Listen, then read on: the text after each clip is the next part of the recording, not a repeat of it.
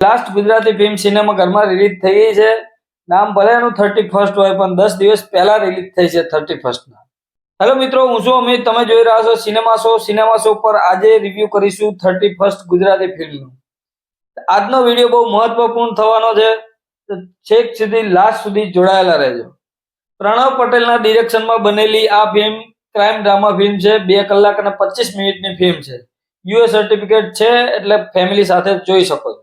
ફિલ્મની સ્ટોરીમાં કિંજલ અને ચૈતાલી નામની 2 બહેનો હોય છે અને બહેનોમાંથી એક બહેન કિંજલ જોડે 31st ની રાત્રે પાર્ટીમાં જવાથી એક એવી ઘટના બની જાય છે.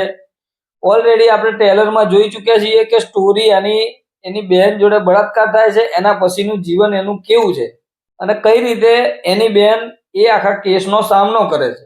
કિંજલને ન્યાય મળશે કે નહીં મળે એના માટે તમારે ફિલ્મ જોવી પડશે. આમ જોવા જઈએ તો ફિલ્મ એકદમ સિમ્પલ વેમાં ચાલે છે.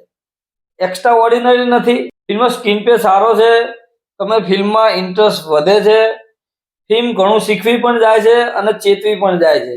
ફિલ્મની સ્ટોરીને અનુરૂપ એવા મ્યુઝિક પે બીજીએમની એવી કઈ ખાસ જરૂર પણ નથી, કેમ કે ફિલ્મની સ્ટોરી એટલી એન્ગેજિંગ છે. અમુક ડાયલોગ એવા જબરજસ્ત છે. ચેતન જયાને જે ડાયલોગ આપેલા છે એકદમ વિચિત્ર ડાયલોગ તમને લાગશે, કેમ કે ગજબ પ્રકારના ડાયલોગો બોલે છે અને એના ઉપર તમને ગુસ્સો પણ આવશે. બસ એ જ પ્રકારની એક્ટિંગ આ ફિલ્મમાં કરી છે. દરેક ફિલ્મોમાં તો હસાવે છે, આ ફિલ્મમાં તમે એને નફરત કરશો 100%. પોલીસ પર સવાલ એક ઉઠે છે જે આજકાલે મુદ્દો ચાલતો જ હોય છે. એક એ જાહેર મુદ્દો બની ગયો છે પોલીસની કામગીરી ઉપર. ફિલ્મમાં પણ એ સારી રીતે ફિટ બેસાડવામાં આવ્યું છે. આટલો ગંભીર કેસ હોવા છતાં પોલીસની કામગીરી કઈ રીતે ચાલે? કોઈ બી ઘર પરિવારમાં આવી બળાત્કાર જેવી ઘટના થાય છે તો એના પછી પરિવારની શું હાલત હોય છે બહુ શોર્ટમાં બતાવ્યું છે, પણ એ બહુ સારું બતાવ્યું. ફિલ્મનો સ્ટાર્ટિંગ સીન છે એ જ ફિલ્મનો ઇન્ટરવલ સીન છે. સ્ટાર્ટિંગમાં જે તમે એટલા કનેક્ટ નથી થતા, ઇન્ટરવલમાં એટલા જ તમે ત્યાં કનેક્ટ થઈ જાવ. ફિલ્મના પાત્રો તમને રિયલ લાગે છે. આ ફિલ્મ એક સામાજિક સંદેશો પણ આપે છે કે સ્ત્રીઓને કયા નજરથી જોવી જોઈએ.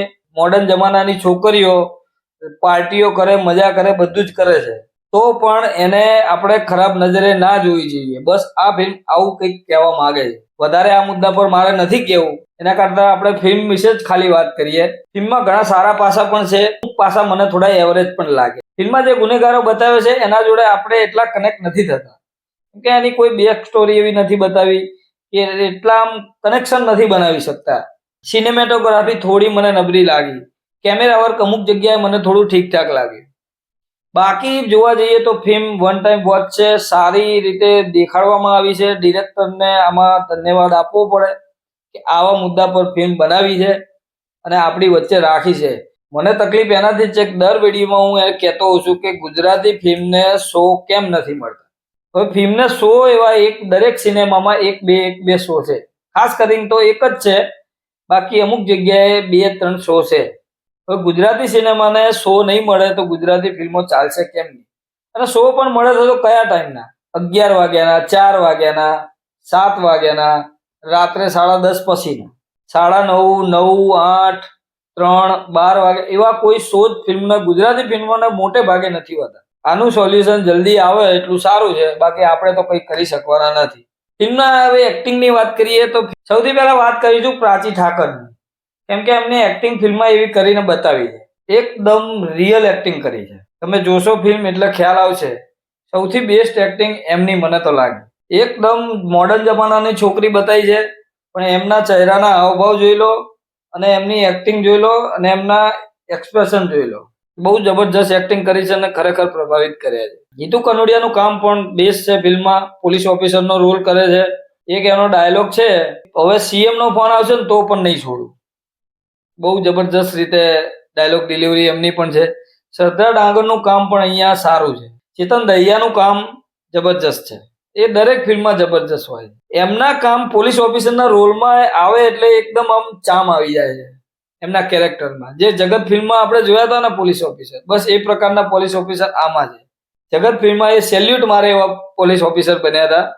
અહીંયા તમે નફરત કરશો. બાકી એક એક્ટર છે હિતુ કનોડિયાની જોડે જે પોલીસ ઓફિસરનો રોલ કરી રહી છે, નામ બહુ મને એટલું યાદ નથી, જતન પંડ્યા કંઈક નામ છે કદાચ. એ લેડીઝનો રોલ બહુ જબરજસ્ત છે.